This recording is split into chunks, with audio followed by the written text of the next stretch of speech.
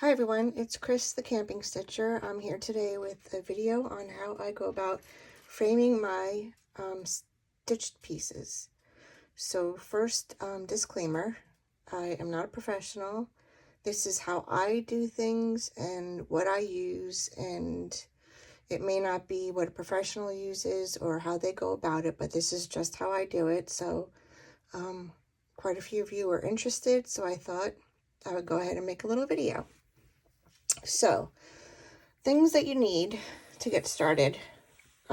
First, you need your stitched piece. This is Hands Across the Sea, Harriet Goddard, and I have pressed her, and I am going to be checking the back and make sure I don't have any like super long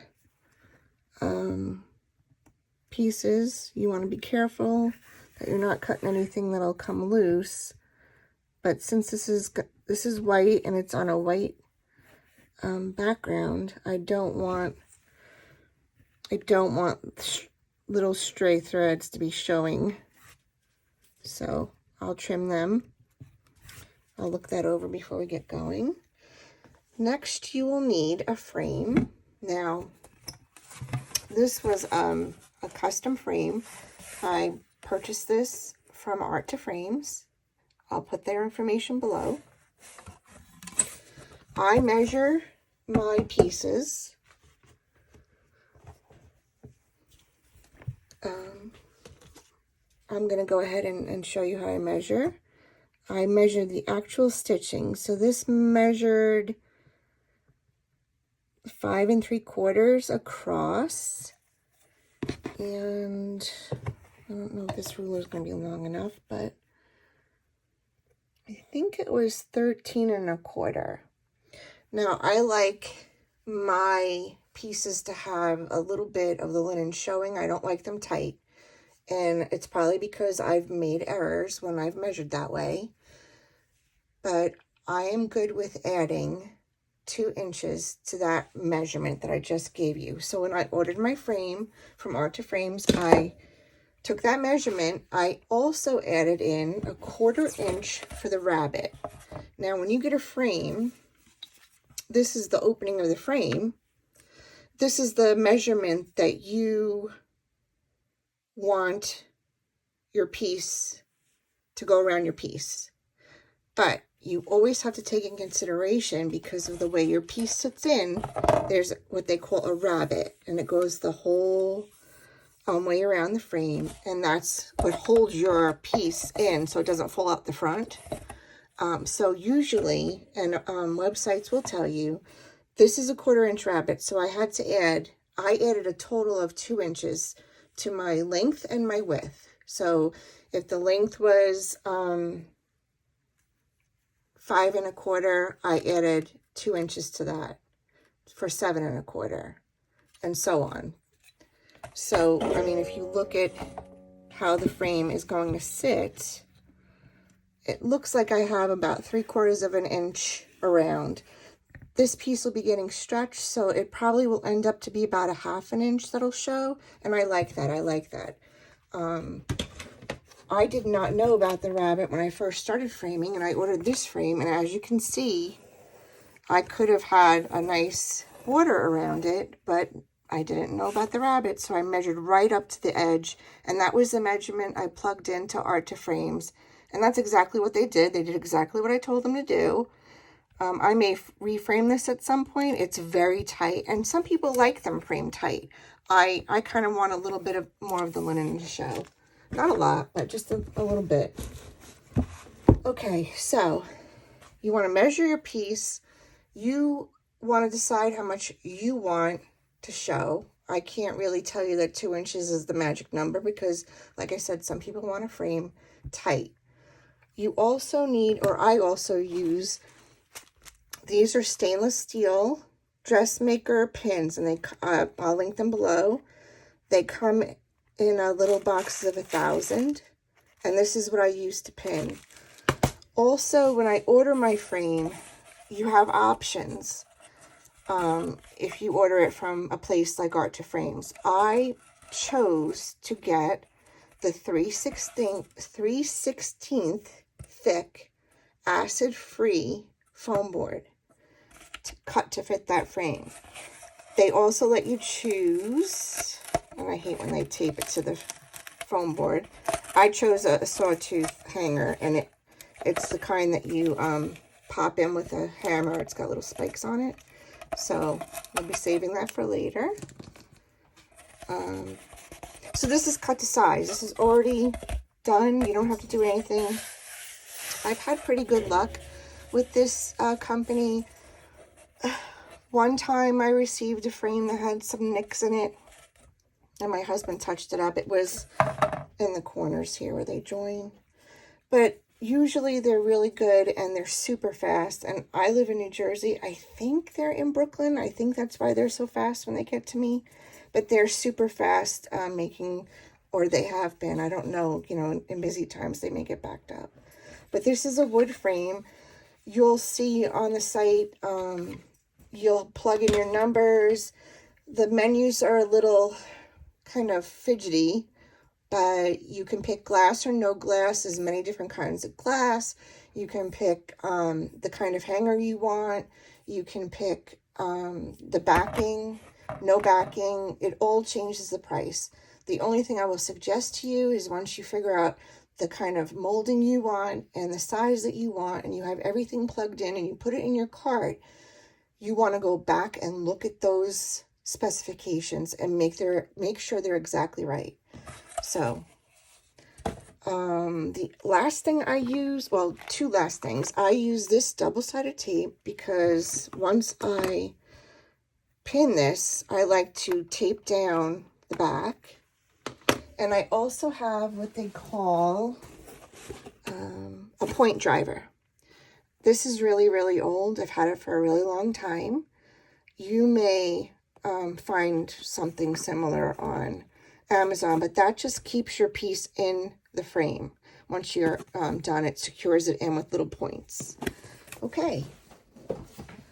So sometimes what I like to do is I will kind of, when I stitch something, I leave a border. And I do like to take the selvage off. Usually I have about 2 inches, but this is going to be exactly 2 inches. I don't pull a thread. I don't clip. I dropped my rotary cutter. I'm sorry about that. I don't pull a thread and make sure I'm an eyeball it kind of girl. I measure it. I have a little ruler. I measure around when I put it and center it on the foam board. I know people get really precise. You do what you feel better about. This is just what I do. Okay, so now that I've got a pretty even border, I mean, this has got the serged edge on it. I kind of like the way everything looks. I will take the foam board. Now this is pretty easy to see because I've got this light shining on it, and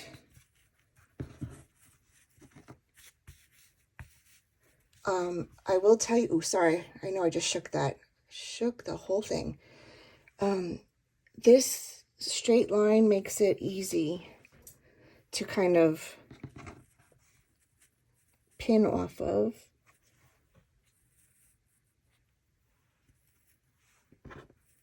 I will just like try to center it the best I can, because you are going to be pinning and stretching. That looks pretty good.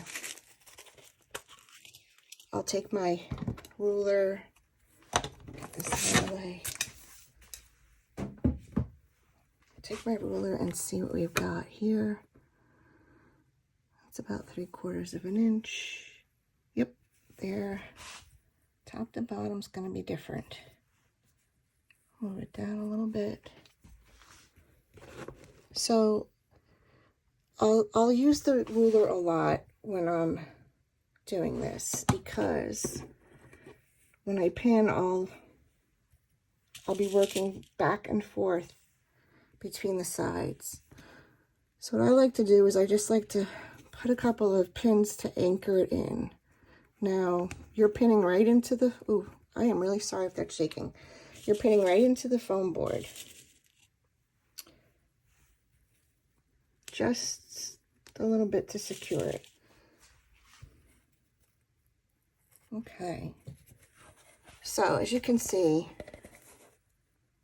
I like to work from the long sides. There's a piece of thread there. I'll do a couple of pins on this side, flip it over, a couple of pins on this side, then I'll do on the top and the bottom, and I'll just keep working like that. Now, I can already see,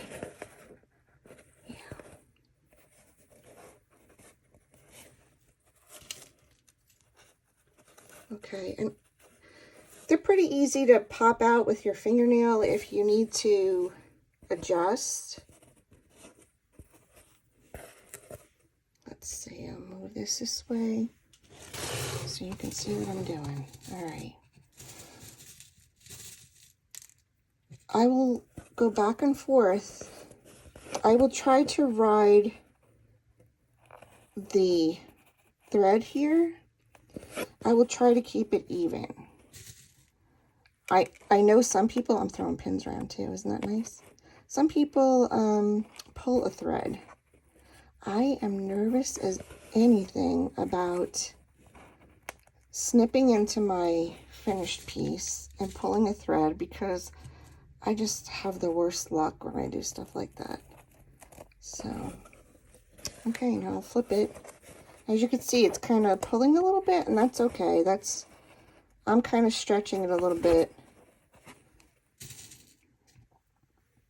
as I pin. And I'll just keep working this way until I've got the whole thing pinned, and I will keep checking with my ruler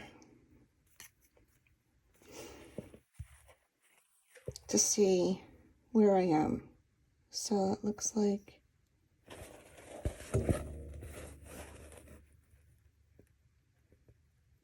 that looks like pretty even. Okay, I'll throw a couple more pins in and then I'll go to the top and bottom.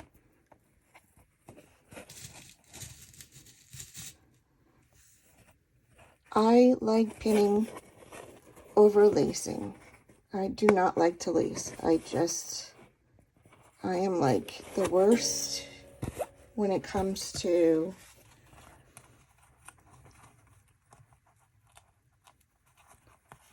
not getting tangled up in my own lacing string. Okay.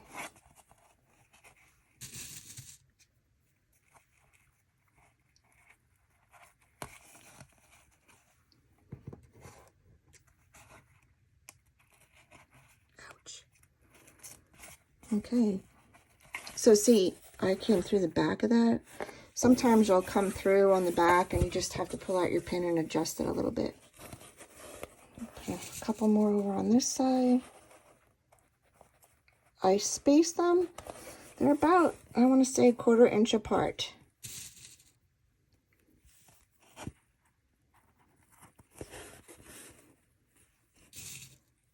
And this is what I do around the whole thing. Go back to the bottom now. I'll stretch that a little bit. Now,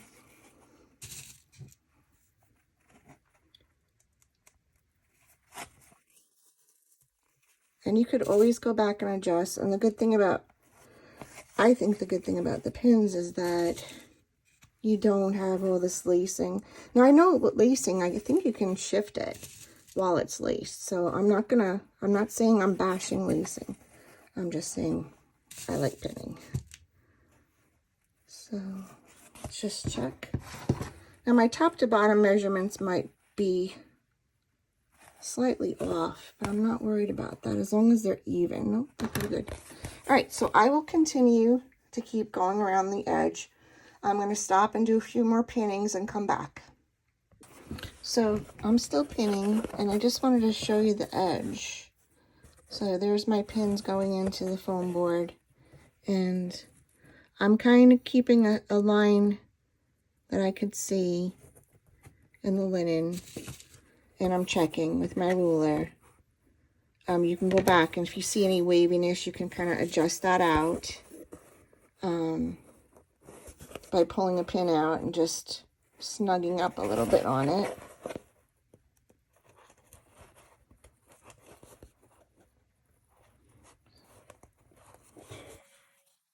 And straightening that border line out. I mean, I think sometimes border lines are great to have, and sometimes they're not.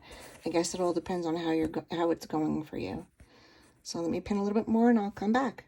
Okay, so I pinned around the whole thing, and you can see I pin right up as far as I can to the edges. I think I need to stick another pin in there. Okay.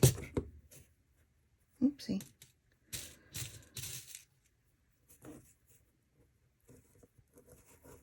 Okay. Now, like I said before, this is like my guideline to see. And if it gets wavy, you can adjust. You can pull your pins out and either pull it a little bit more or let it go a little bit. Like let it ease back into a straight line. So I kind of think back here, it needs to be let go a little bit. So I'll just pull a pin out and sort of reposition the fabric. All right.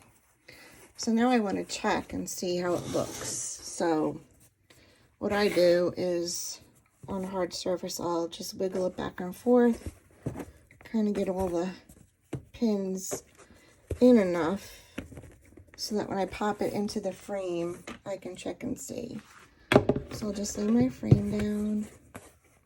Now, when you get the frames from Art to Frames, these tabs are folded down. I just pried them up because I needed to get the foam core out.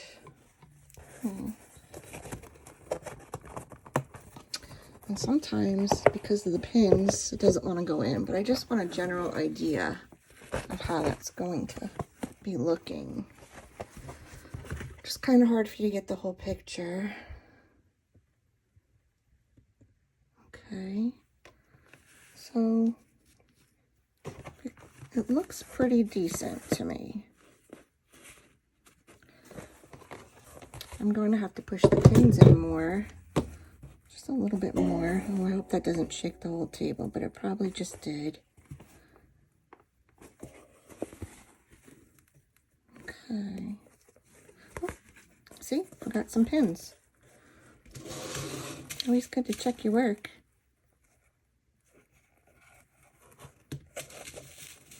You do want to pin around the whole edge. And you also want to check and make sure that none of your pins skewed out the back or skewed out the front. Because when you're pushing them straight in, sometimes that happens. Okay.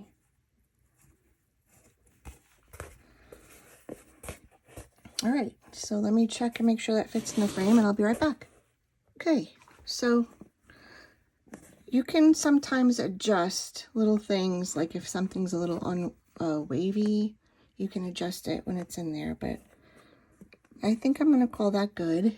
And so on the back, what I usually do is I take my double-sided tape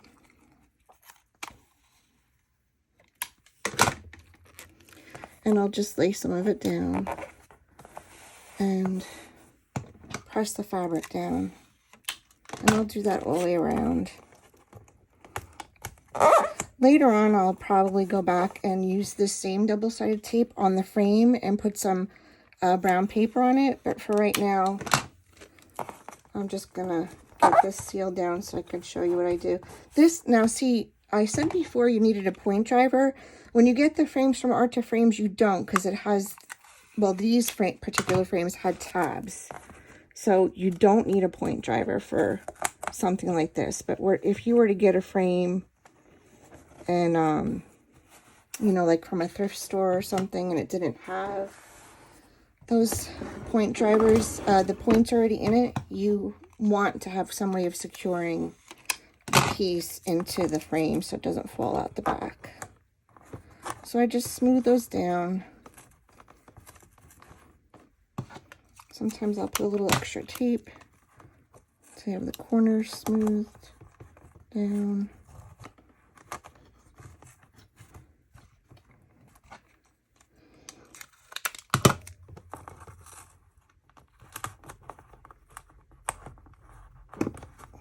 Kind of fold it like a present.